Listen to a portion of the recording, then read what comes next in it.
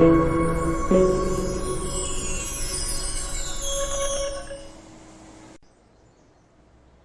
hello and welcome to another session on data communications and networks. In today's session, we'll see the link layer and its characteristics.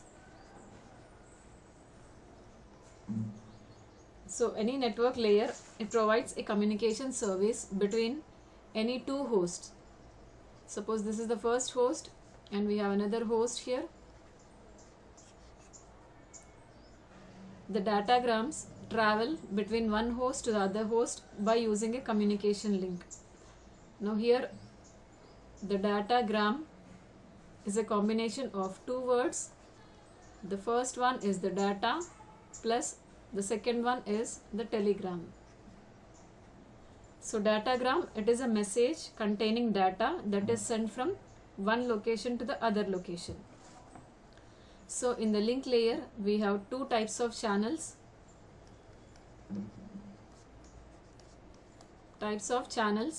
In the link layer. The first one is the broadcast channel and the second one is the point-to-point communication channel.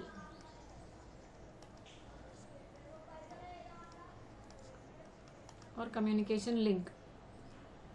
So these broadcast channels, they connect multiple hosts in the wireless LANs or satellite networks and so on.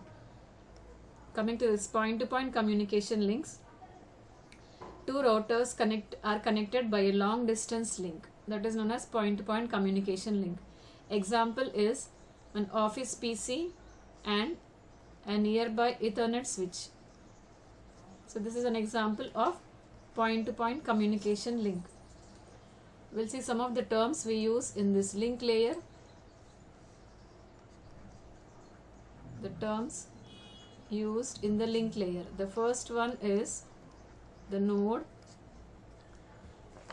So any device that runs a link layer protocol is called as a node.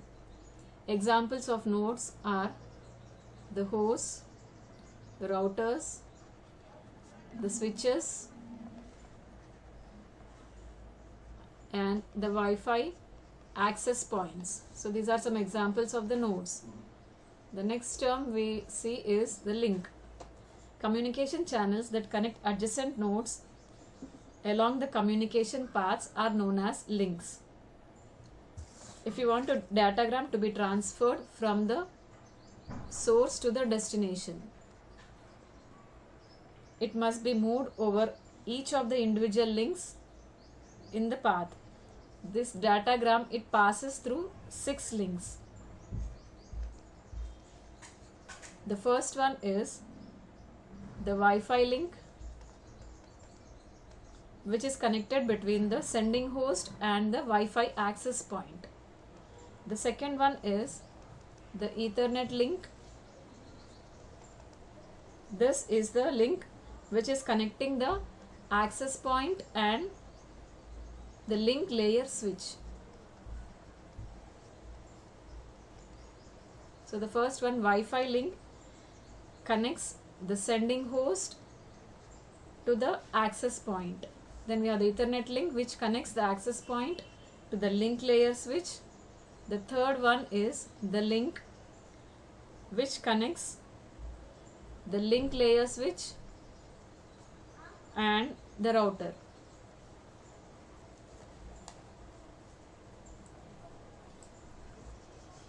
The fourth link is the Ethernet link,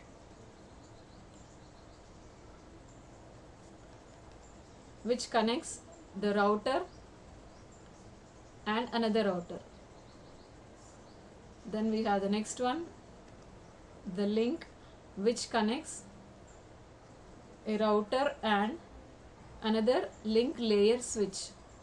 The last type of link is again the Ethernet link, which connects the switch and the server. So these are the types of links we see in the link layer. we'll see one example here. Suppose a travel agent is planning for a trip for a tourist. This tourist wants to travel from Princeton in New Jersey to Lausanne in Switzerland. So this Princeton, it is located in New Jersey. So the tourist, he wants to travel from Princeton to Lausanne. So from Princeton to JFK airport, he needs to take one limousine, and from JFK airport to the Geneva airport, he needs to travel by plane, and from Geneva airport to Lausanne, he needs to catch a train.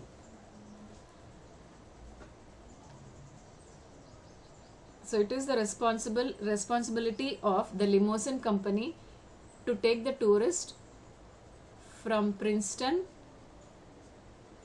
to the JFK airport. Then from JFK airport to Geneva airport, it is the responsibility of the airlines company to bring the tourist between both of these two destinations. Then it is the responsibility of the railway lines to bring the tourist from Geneva to Lausanne in Switzerland. So here in this example, we have divided the entire journey into three segments, and each and every segment is using a different type of transportation mode. First one is he is using a limousine. In the second case, he is using a plane. In the third case, he is using a train. So here in this example here, the tourist can be thought of as the datagram, which is to be moved between one end to the other end. Then we have the transmission segment. This can be analyzed as a link. Then we have the transmission mode, which is similar to the link layer protocol.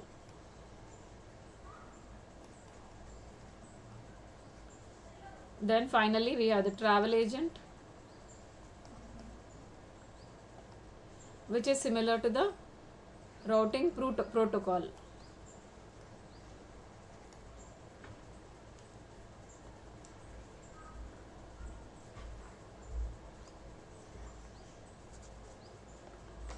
So in this example, we can see all the different modes of transmission. So the distance between Princeton and JFK airport is around 64 miles or 102 kilometers, and it takes roughly around 1 hour 17 minutes.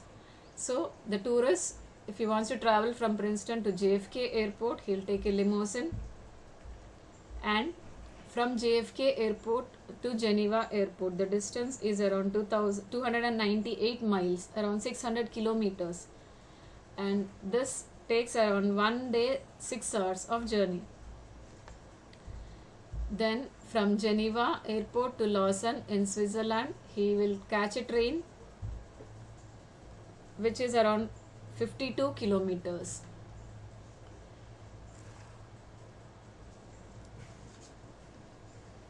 So here the tourist can be considered as the datagram. Here the datagram is the data which is to be transmitted from the sending end to the destination end. So here in this example, the sending end is Princeton in New Jersey and the destination is Lausanne in Switzerland.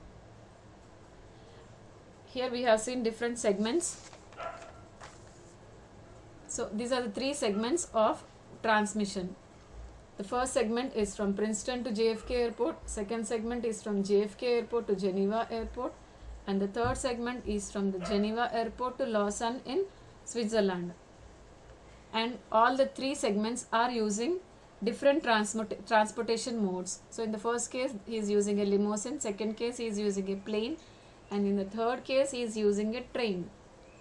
So in this example we can see all the terms which we are using in the link layer. The tourist can be considered as a datagram. Similarly, as datagram has to be transmitted from the sending end to the receiving end. In this example also, the tourist, he needs to travel from Princeton in New Jersey to Lausanne in Switzerland.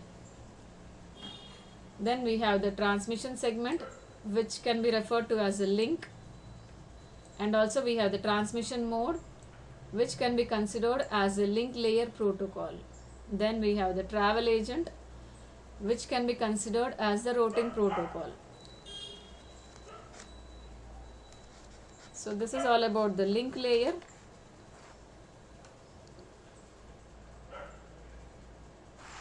I hope I am clear. Thank you.